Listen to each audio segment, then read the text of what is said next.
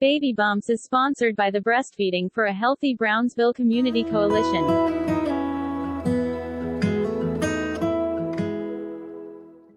Hello Brownsville, my name is Luis Salazar and I'm the Program Manager for the Maternal and Child Health Division here at the City of Brownsville.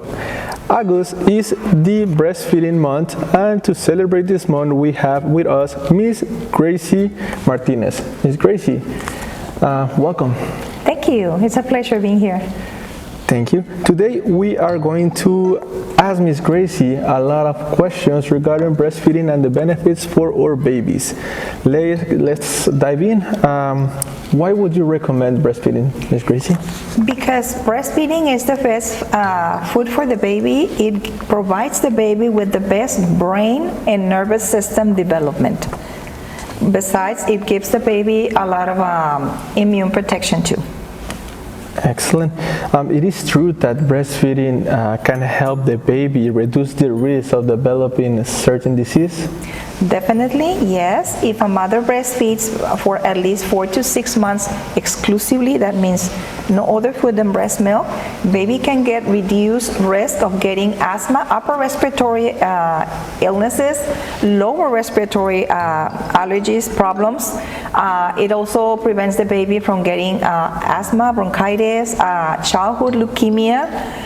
It helps the baby also to prevent digestive infections and heart disease, type 2 diabetes, and necrotizing enterocolitis and very premature babies. It is true that breastfeeding can help reduce the risk for type 2 diabetes as well? Yes, it is true. It usually, in our population, we have a threefold increase of diabetes compared to the Caucasian group. So it is important that mothers breastfeed at least for 6 months to reduce the baby's risk of becoming diabetic, and at the same time, the mother is helping herself to reduce the risk of getting early onset of diabetes too. Wow. It's amazing the huge impact breastfeeding can have on both the baby and the mother. Definitely. But if I exclusively breastfeed my baby, how do I know if he's receiving enough nutrients to develop properly? The babies are going to be growing and gaining weight constantly. Most newborn babies will lose weight in the first week. They will recover the weight that they lost in the first week during the second week, but beginning the third week of life, the baby has to gain a minimum amount of weight per day. So that is why it is so important for the mothers to take their babies to the pediatrician in the routinary checkups. Excellent. One of the most common questions that we receive in our division is about the yellowish milk that is produced after birth. Is this safe for my baby? It is completely safe, and it's the best thing the baby can get in the early days. Colostrum, it's very dense in nutrients. It has everything the baby needs, and it also has a lot of protection against infection. It will help to clear. It has a substance that acts like a laxative that cleans up the baby's intestines, which will create like a barrier or protection for the bacteria to adhere in the gut, which is most of the times the reason why babies get infections. Wow. Ms. Gracie, how can I determine if my baby is consuming enough breast milk? By checking what the baby gets out of his body or her body. We can't measure what the baby is drinking, what the baby is chest feeding, but we can see what's going on. Definitely what goes in has to go out. So a baby is going to have a number of wet diapers according to the days of life. Day number 1 and 2 is going to have at least 1 wet diaper and at least 1 stool. The stool is going to be black, very, very gooey, like tar, and very dry and sticky. Beginning the 3rd day, the baby has to have at least 2 to 3 wet diapers and 1 or 2 stools a day. baby can have 5 stools or up to 10 stools a day. It all depends on the intake of the colostrum. Because of that substance that releases all the meconium that is left in the baby's intestines, it's going to push it out. And baby is going to have a lot of more stools in the first 3 to 4 days. And after the 5th day, the baby is going to be having at least 5 to 6 wet diapers a day and at least 1 stool a day. Wow. Impressive. One more last question for today is, it is true that breastfeeding a baby can help reduce the risk for sudden infant death syndrome? Yes, it does. United States is one of the countries that has the highest rate of SIDS, or sudden infant death syndrome, and it is recommended to breastfeed the baby, and it does reduce it. Studies have shown that when babies are being breastfed, they cry less, they have less episodes of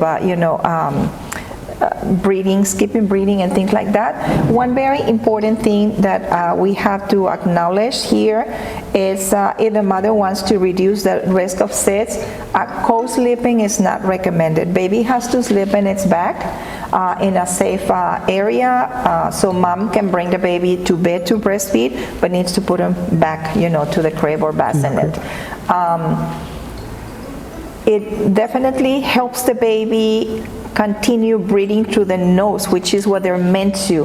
And by breastfeeding, the baby breathes the way they are designed to do. So it's important to breastfeed. It helps in that way to prevent SIDS. Excellent. Wow. Ms. Gracie, we appreciate your time. Thank you for coming to clarify our questions. And is there anything else you would like to share with us? Well, breastfeeding, it's the natural way. It is advertised, it is promoted as the natural way. And a lot of moms think that it's going to come in naturally, but sometimes it's not that natural as we wish.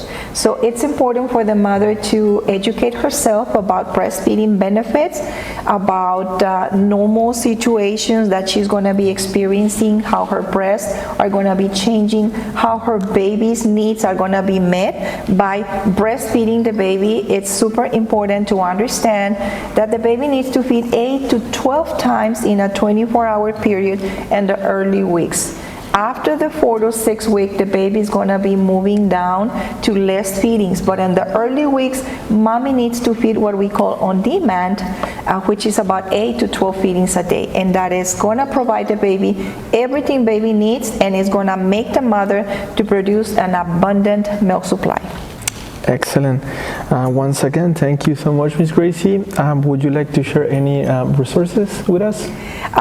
There are a lot of resources that can help you with breastfeeding. At Valley Regional Medical Center, we provide breastfeeding consultations or counseling at no charge. You can call the number 956-350-7884 for an appointment or a telephone consultation.